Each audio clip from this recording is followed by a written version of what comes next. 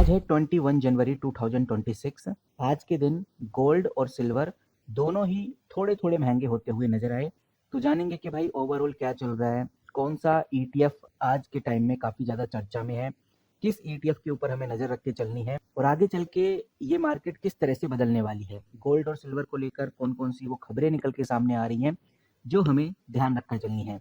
अभी एक article publish हुआ है, ये आर्टिकल बिजनेस स्टैंडर्ड के द्वारा डाला गया है। 21 जनवरी 2025 का ये आर्टिकल है और यहाँ पर हमें बहुत क्लियर और साफ शब्दों में देखने को मिलता है 24 कैरेट गोल्ड लगभग 10 रुपये बढ़कर 1,49,790 पर आपको देखने को मिल रहा है। वहीं 10 ग्राम गोल्ड जो कि 22 कैरेट का है वो 10 रुपये बढ़कर 1,37,310 पे आपको ट्रेड होता हुआ नजर आ रहा है। वहीं अगर सिल्वर की बात करें तो पर केजी के हिसाब से सिल्वर भी 100 रुपये ऊपर की तरफ बढ़ता हुआ नजर आया है।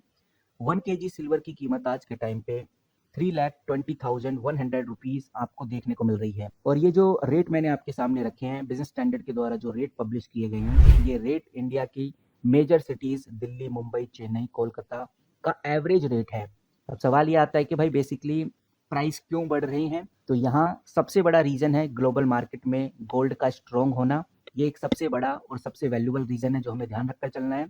दूसरा, डॉलर अब धीरे धीरे वीक होता हुआ नजर आ रहा है। इसके पीछे का भी रीजन है कि गोल्ड के प्राइस बढ़ रही हैं और वर्ल्ड लेवल पे अगर हम देखें तो अनसर्टेनिटी बढ़ रही है, जियोपॉलिटिकल इकोनॉमिक टेंशन इधर हमें देखने को मिल रही है।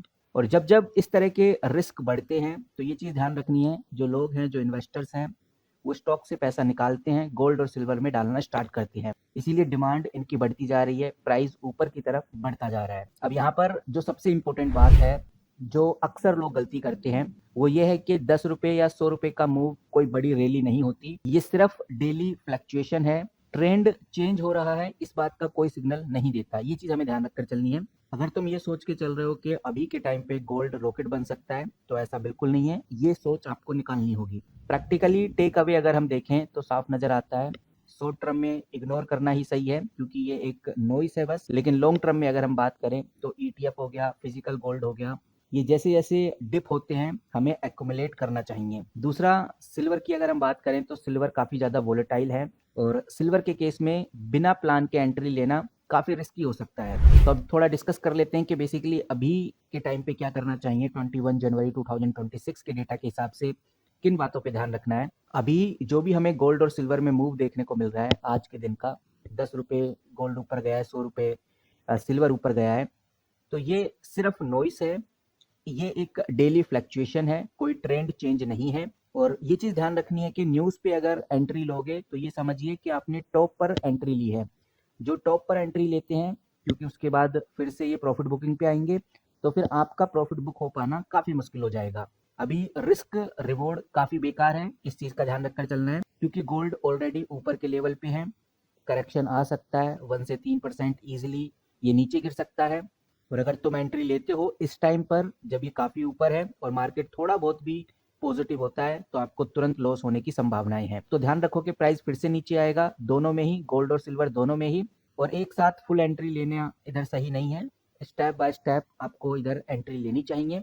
जैसे ही गोल्ड आपको 1.5 या 3% डिप देखने को मिले, जिस दिन भी आपको ऐसा देखने को मिले, तो आप एक हल्का सा बाय ले सकते हैं। और गिरता है तो और ऐड करो और ऊपर बढ़े तो क्लोज मत करो। तो यहाँ पर जो लोग एंट्री ले रहे हैं वो लॉन्ग टर्म इन्वेस्टर हैं, जो 3 से 5 साल का गोल लेकर चल रहे हैं, उनके लिए एंट्री का टाइम है। वहीं जो लोग एसआईपी और मंथली बाइंग कर रहे हैं उनके लिए भी एक अच्छा टाइम है। नाउ अब थोड़ा डिस्कस कर लेते हैं ईटीएफ के बारे में। यहाँ पर आप देखेंगे तो मैंने एनएससी की वेबसाइट खोली हुई है। ये ईटीएफ का ऑप्शन है, सिंपली क्लिक करेंगे तो सबसे ऊपर जो ईटीएफ अभी हमें ट्रेड होता हुआ नजर आ रहा है वो है टाटा गोल्ड। उसके बाद गोल्ड आई ईटीएफ आपको देखने को मिलेगा। उसके बाद एंजल वन गोल्ड आपको देखने को मिलेगा। टाटा सिल्वर उसके बाद देखने को मिलता है। तो ये जो ईटीएफ है ये फिलहाल अभी टॉप पर चल रहे हैं, काफ़ी अच्छा ग्रोथ इधर दिखा रहे हैं। वहीं इंडिया के अंदर कुछ अच्छे ऑप्शंस भी हैं, जैसे डीएसपी अगर मैं आपके सामने रखता हूँ, डीएसपी गोल्ड भी, डीएसपी गोल्ड ईटीएफ भी काफ़ी सही है जिसके ऊपर आप नज़र बना के रख सकते हैं। वहीं मेरे एसेट्स गोल्ड ईटीएफ के ऊपर आप नज़र बना के रख सकते हैं, तो ये भी एक अच्छा ईटीएफ है। दूसरा, निप्पो इंडिया गोल्ड ईटीएफ के ऊपर भी आप नज़र बना के रख सकते हैं चाहे तो। ये भी आप इधर स्क्रीन पे देख सकते हैं, मैं आपको इसको भी ओपन करके दिखा देता हूँ।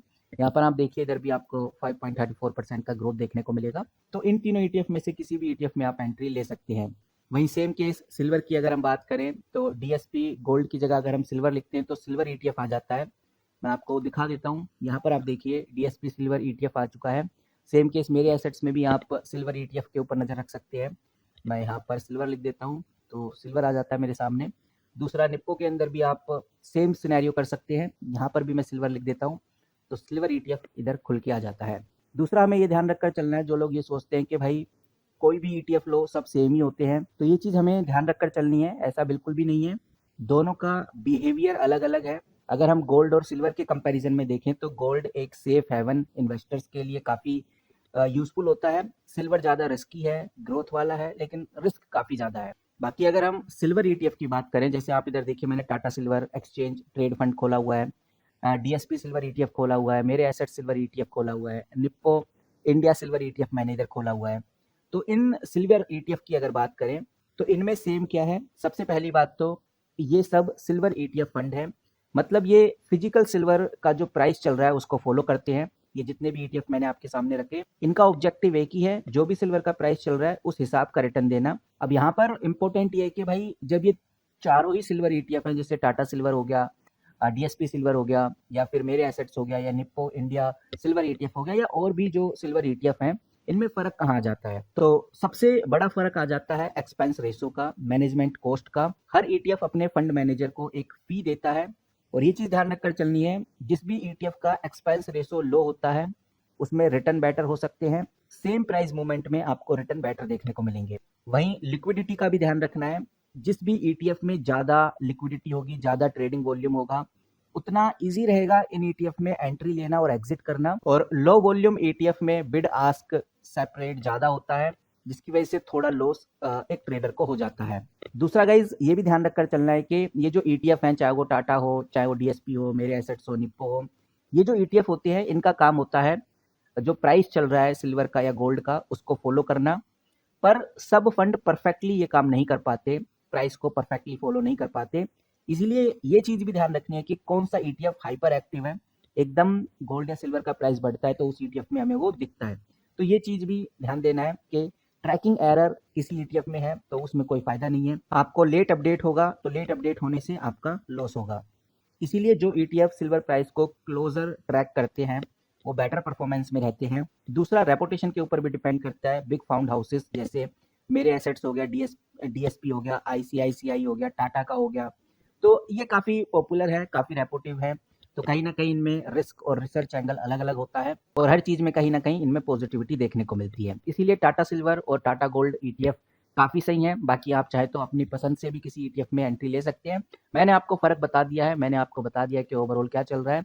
अगर आप ईटीएफ से रिलेटेड इसी तरह से अपडेटेड रहना चाहते हैं, गोल्ड और सिल्वर में क्या चल रहा है, अब क्या होने वाला है, कौन सी खबर हमें ध्यान रखकर चलनी है, आगे कौन सी न्यूज़ आने वाली है, इन सब की अपडेट अगर आप चाहते हैं तो चैनल को सब्सक्राइब करके रखिए ताकि आपसे कोई भी अपडेट मिस ना हो सके। इस वीडियो में इतना ही, मिलते हैं किसी नई वीडियो के साथ, तब तक के लिए take care and good bye.